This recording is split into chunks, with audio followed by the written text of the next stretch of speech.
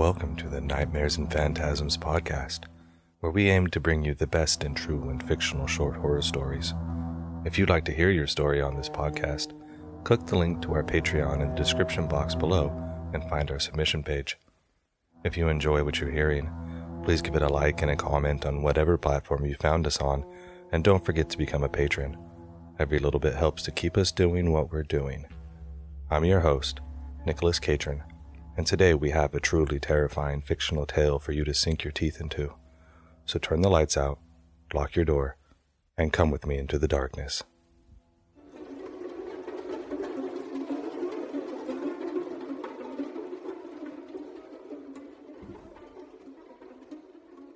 Claret by Brian Scutt. Chapter 1. Why do they want to kill us, Daddy? The little girl gazed up at her father with a scowl. Noah, her brother, cringed from across the room, willing his sister to silence. He didn't bother Father when the drinking and conspiracies began. Leave him alone, Lily, he thought. Their father seemed not to notice. Beer upturned, he drained the last drops of his Keystone, then crumpled the can and tossed it over the back of his recliner. It clinked against the growing pile of aluminum refuse from his daily consumption. Well, baby doll, there's evil brewing in this world. Noah glanced up from his homework to see his sister twirling a finger in their father's unkempt beard. He wished she wouldn't egg him on. His old man was already a six-pack in, and the doomsday talk was apt to put him in a whirl. Get your old man a beer, he said, swatting the small fingers from his beard. Noah's attention was startled away by the sound of something slamming in the back of the trailer. Its staccato banging caused him to cower, and he heard the culprit stumble down the narrow hallway behind him. Robert! His mother's voice echoed harshly against the paneled walls of the single wide. It was thick, like a raspy foghorn. Robert! My damn box is empty! She wailed, falling down behind him as her shin made contact with the garbage bag of empties. Ah, shut your goddamn mouth. There's another in the car. You're such an asshole! These kids weren't so fucking lazy, that should be in the house by now. His father's uneven gaze zeroed in on him. Noah jumped to his feet and headed to the door before he could be told directly. As the screen door screeched and banged close behind him, he heard another verbal salvo from his father. Boy ain't as dumb as he looks. Being outside wasn't the breath of fresh air it should have been.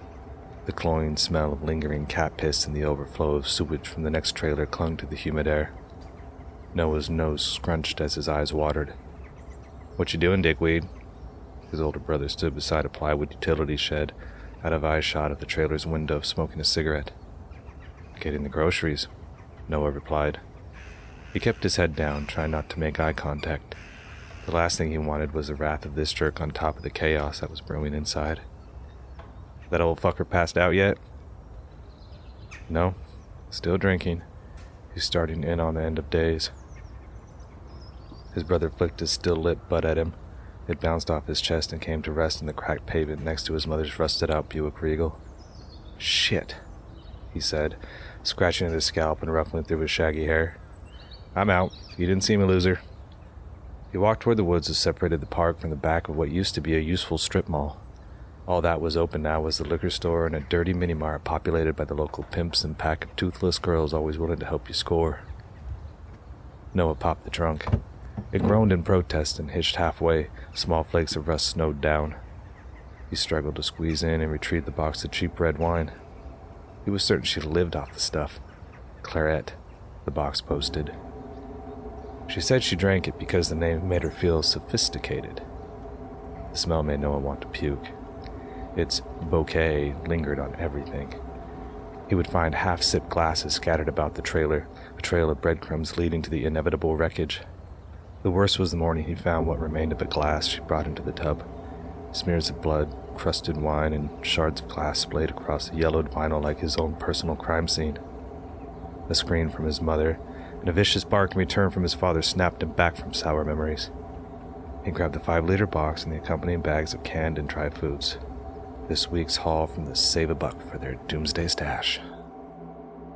It was only another beer or two before he broke out the good book and started singing the praises of the jailbird messiah, Ronnie Labatt.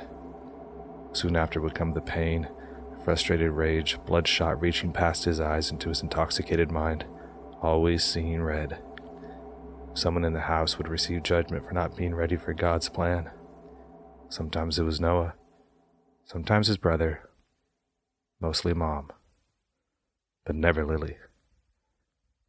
Noah slammed the trunk down and soldiered back to the trailer as the overcast sky began to open up.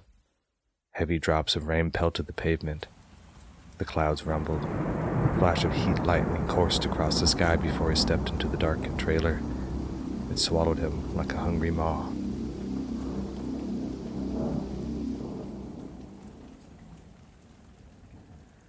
Chapter 2. His father slumped in his recliner, eyeing him down as he struggled to work through algebra. Between the outbursts of yelling and the blaring TV playing the latest History Channel episode of Ancient Aliens, it was nearly impossible to concentrate. Noah's eyes drifted up from the lined paper to see his old man scratching away at an ingrown hair on his exposed potbelly. He dug through the mat of hair that covered his round gut, making the pimple raw. "Don't know why you bother, boy. Won't need that shit with what's coming down the pipe." "He's seen me," Noah thought nervously. "Put that shit away. It's almost time for reflection. Where the hell's your brother at?" Noah had begun shuffling his books and papers into his bag when an empty can made hard contact with his forehead. "I'm talking to you, you little shit. Answer when you're spoke to." His eyes welling with tears, Noah responded with a weak, "Yes, sir." "Where's your goddamn brother?" his father asked while kicking back the footrest of the recliner with such force it shook the trailer. He could feel it rock on its cinder block supports as his father closed a small distance from the chair to the kitchen. His stammering was met with an open hand strike to the side of his head. The force of the blow knocked him into the wall. Full tilt crying began to rumble out of him, more from fear than pain. He was used to the pain. "But don't be so goddamn dramatic, you fucking baby. Answer me or you get another." The mart. He went to the mart." His father laughed. "Probably dipping into some skag down there. You wouldn't know a thing about that, would you now, pencil neck? Put that shit away and get the book." His father walked down the hall, digging out a sore again as he made his way to the bedroom at the end of the hall. Noah hoped his mother wasn't already passed out for the night. Chapter 3. Reflection. Enlightenment. His mother hadn't been passed out. Rather, she was in rare form. She was jittery and chipper, sometimes grinding her teeth, twitching here and there, wringing her hands, twisting her dull hair. They all sat around the kitchen table as his dad began to read passages from Heaven's Book of Survival. A year now. It had been a near daily routine for an entire year. How his father had found this book was a mystery, but Mr. Ronnie Labatt's theories on the impending apocalypse and his revelations from God had become ingrained in their lives, bolstering his father's growing paranoia. His father telephoned the author at the Auburn prison weekly and accepted all the man's collect calls with fevered excitement. Lately, the more he talked about preparing for the approaching end times, the more agitated and violent he became. Volatile was a good word for it. Unpredictable, much like this evening began. A slow response by Noah had already been met by a quick backhand from his father. It was hard enough to split the skin on the man's knuckles. "God damn it! Go get me a paper towel. I ain't soiling the book over your crap." Noah stumbled out of his chair and scrambled to the sink, wadding a handful of paper towels. His face ached and the spell of dizziness from the earlier strike racked through him. "You better move your ass, boy," his mother laughed, and Lily gave him her leering smirk, a sideways half-smile that always creased her lips when someone was facing father's wrath. With downturned eyes, Noah handed his father the towels, flinching as he braced for another onslaught. The creak and slam of the metal screen door as his brother came in from the growing dark drew everyone's attention. Noah exhaled and closed his eyes at the reprieve.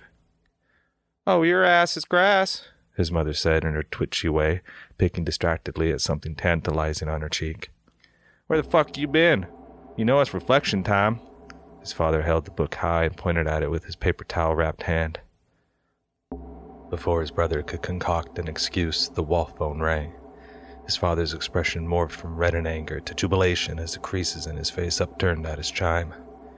He nearly rocketed backwards, grabbing the receiver and pressing the phone to his ear. Noah watched his brother slink into the bedroom. Before Luke shut his door, he winked at him and gave him a cursory middle finger. "Fuck yeah, I'll take the call," his father's voice boomed and slurred. Noah took the opportunity to make his own escape as his little sister beamed at her father, and his mom pinched and looked at something raw on her arm before gulping at her wine.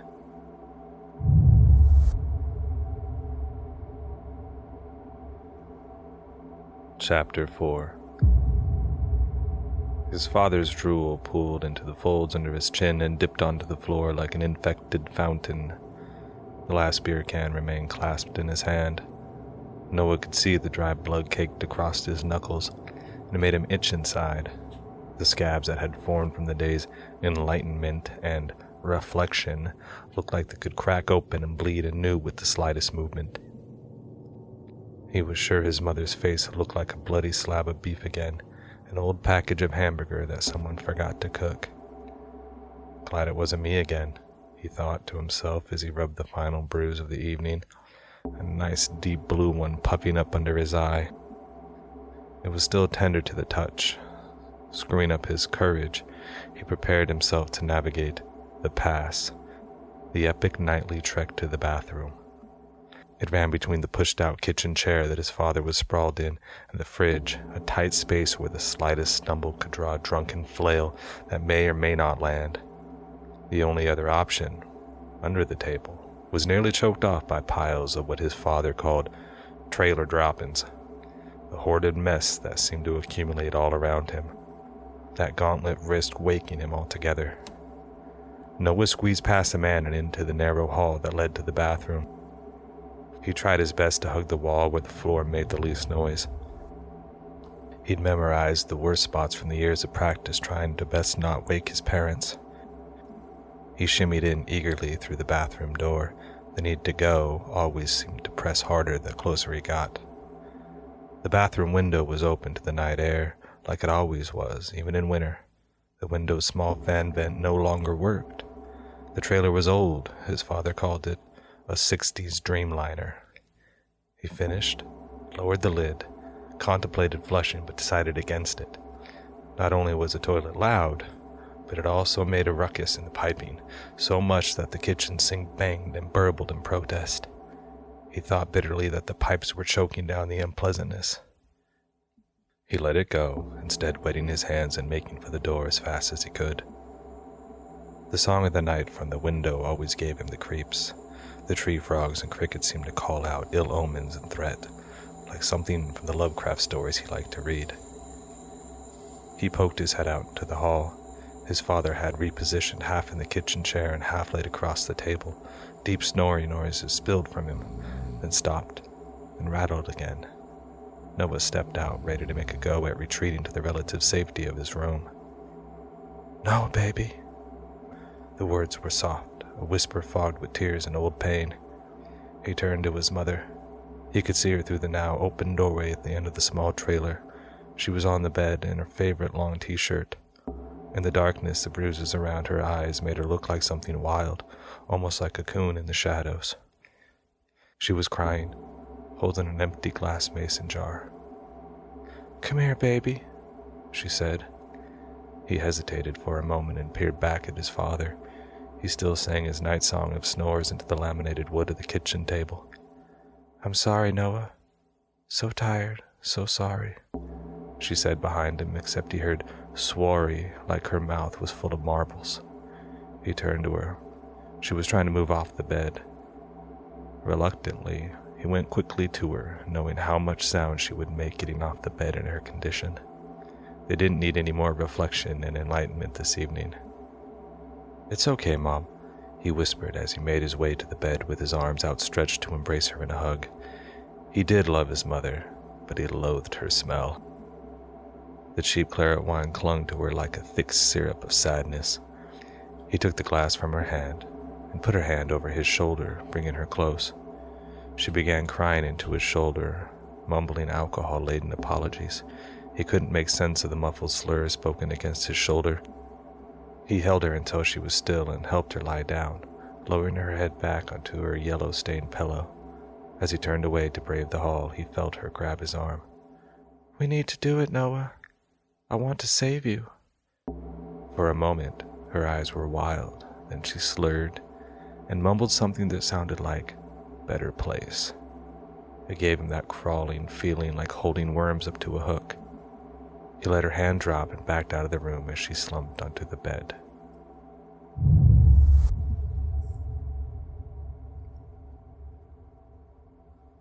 Chapter 5.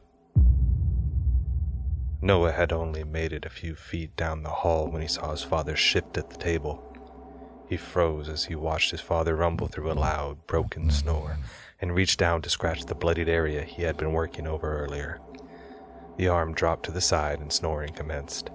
Noah exhaled in relief and continued to approach the kitchen. Moonlight cast a pale beam through the front window when something on the table caught his eye. There was a piece of paper that had been previously covered by his father's draped arm, the one that had dropped to his side. As he inched closer, Noah couldn't help peering over his father's shoulder. There was writing on the scrap, his father's sloppy scrawl. He could barely make out most of the words, but he found himself staring at it nonetheless. The words he deciphered stuck out at him like beacons in the room's darkness. "The world is all used up. Those that remain will be damned to the torments. We must save them. Labatt has told us the truth. Our children's bodies are empty vessels. I will set them free to the heavens before the last pillars fall. Under his banner, he has chosen them. Help them leave their useless bodies." Chills coursed through Noah like ice being run down his spine. He quickly crept past his father, but his eye caught a glint from something on the other side of his sleeping form. He squinted in the dark to see it, but couldn't make it out. He had no desire to get closer to his father, but something seemed to drive him, compelling him to know more. Noah's eyes tracked between the paper and its evil words, then back to his father, who was no longer snoring but now took sporadic breaths. He was close enough to touch him when he could finally see the thing that shimmered beneath him. The stark outline of a long carving knife lay half under his chest, clutched loosely in the opposite hand. It looked wet. He focused on his father as the moonlit room brightened slightly. He could see dark splotches showing in patches on his white t-shirt. Clouds shifted across the room and darkness overtook the room once more. He began to back away, his eyes trained on the knife, the meaning of the letter ringing clear in his mind. He made for his room, passing his sister's on the way. His was the next down, his only thought making it there, locking the door and hiding for the remainder of the night. As he grasped the handle to his door, his eyes were drawn by a faint light. Luke's door stood ajar, a pale glow spilled from the crack. His brother never left his door open, not when he was home, not when he was out. He glanced back down the kitchen. A wave of anxiety coursed through him. His father was no longer at the table. Now shaking, he turned his doorknob, hoping to exit the strange night he found himself in. Thoughts of the knife and the note pressed thickly in his mind. Before he could step through, he heard the creak of his sister's door. The hall was flooded with light as she stepped through in her pink flowered nightgown. "Go back to bed, Lily," he whispered while keeping his eyes trained on the kitchen. "Dad's in one of his funks. Go back to bed." She looked up at him with a queer smile, the kind a kid gets when they are doing something devilish for the thrill of it, something that feels wrong but gives them that rush they can't find anywhere else. "No, he isn't," she said. "I'm serious, Lily. You don't want him to see you." "Daddy is helping us leave. He told me so. We are leaving the evil. He said the apocalypse is pending, so we're leaving tonight." The grin beamed brighter as she spoke the practiced words. "The knife. The letter," he thought. "He ready to help Luke leave. You was sleeping, silly." His eyes shot back to his brother's doorway. "What do you mean, helped him leave?" She didn't respond. She just rubbed the sleepiness out of her eyes and yawned before padding away toward the open living room and kitchen area. Noah's mind radiated images of the knife and the letter as it cried to him. "Oh my God. Oh my God. Go look. No, don't go in there. You don't need to see. No, get out." His own door handle felt cold and damp like a dead fish, and he let his hand flop down and hang loose like meat at his side. He took the first step down the hall. His stomach felt heavy and sour. He heard hushed talking from the other end of the small trailer, first his father, then his sister's small voice. He stopped in front of his brother's door. "Luke," he whispered. Nothing. His stomach turned again, the sour feeling churning through him like acid. The letter, the knife. He pushed the door open.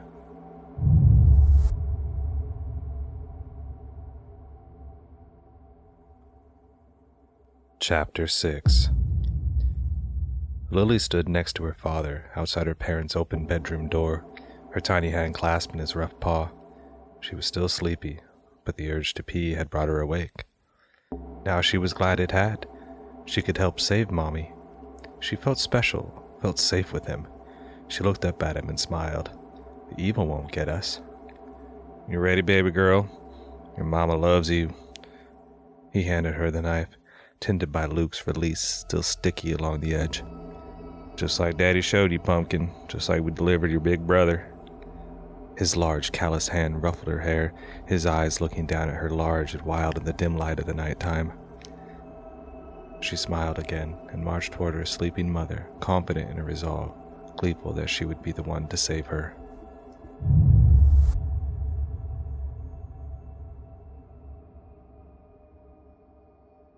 Chapter 7. Noah peered into his brother's room. He knew what he would find. Still, a quavery weakness coursed through him as he saw the boy's gashed open throat. A warm stream of piss snaked down his leg, soaking through his sweatpants. Luke's head was cocked at an unnatural angle. Glossy blank eyes stared in his direction. Everything around him was slit crimson. Noah stood frozen in the face of the carnage in his lost brother. His mind refused to comprehend the weight of what was before him. A gurgling scream echoed through the thin-walled trailer. It came from his parents' room. His sister. His mom. He crashed down the hall, his father's voice boomed between the wailing screams. "God damn it, girl!" Noah had just passed the bathroom when he heard the words. He could just see into the room as his father backhanded his sister into the wall. Lily's little body hit and slumped to the floor like a pile of rags. Noah watched as his father stood to pick up the knife she had been holding. With his father bent over, Noah was granted a momentary glimpse of his gurgling, mewling mother. Deep red liquid painted most of her face and neck. A large flap of skin hung loose from her ear to her chin and waved about as she hitched and cried.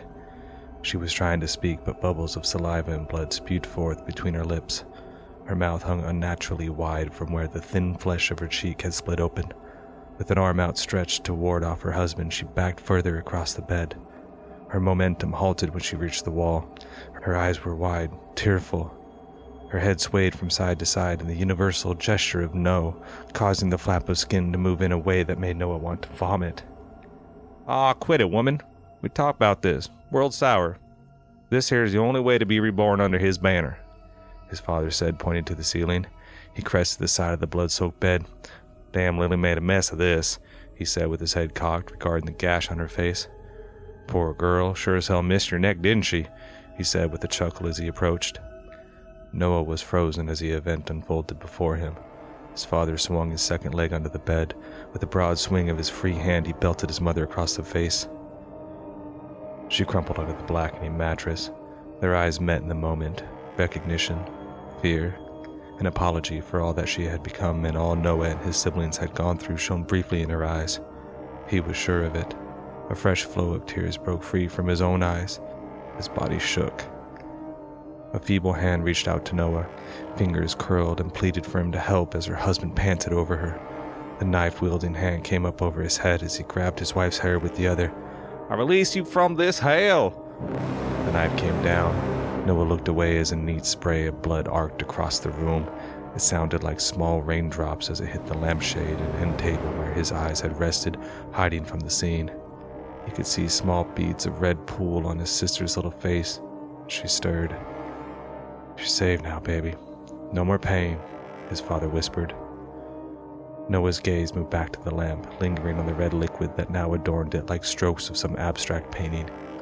His mind played images of his brother, his sister, and then himself cleaved to pieces as he too was saved. He clenched his fists and looked at his father. The bloodied hand stroked his mother's hair.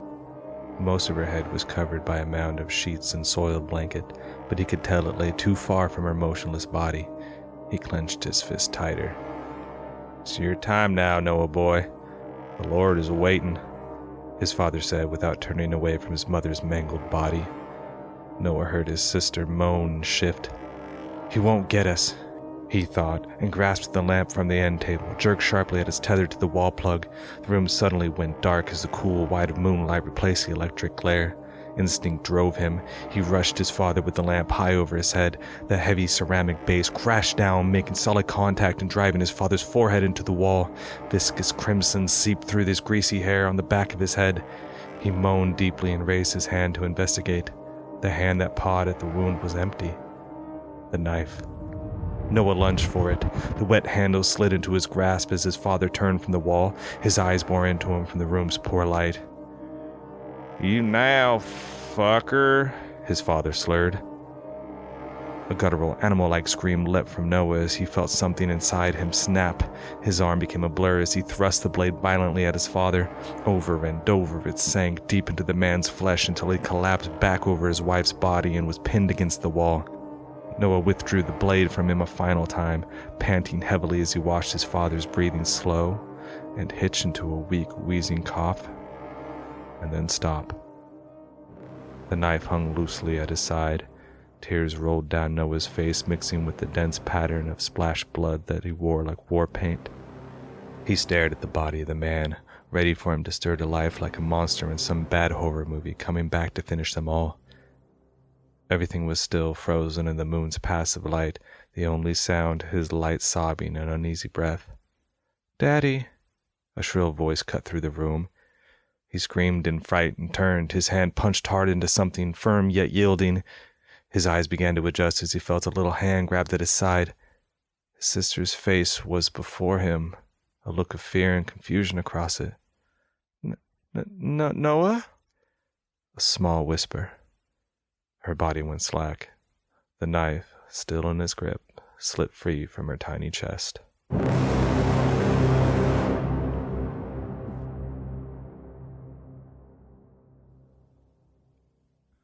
What if the world was ending, and the only way to save your family is to kill them?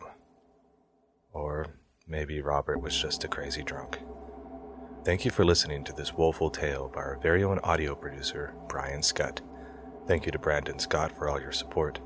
A great big thank you to all of our patrons. Your help is truly appreciated. If you enjoyed what you heard, please give us a like and a comment on whatever platform you found us on, and don't forget to share with your friends. To submit a story or become a patron, click the link in the description box below. I am your host, Nicholas Catron, signing off. And this has been a Lapse of Mind Media production. Stay safe out there.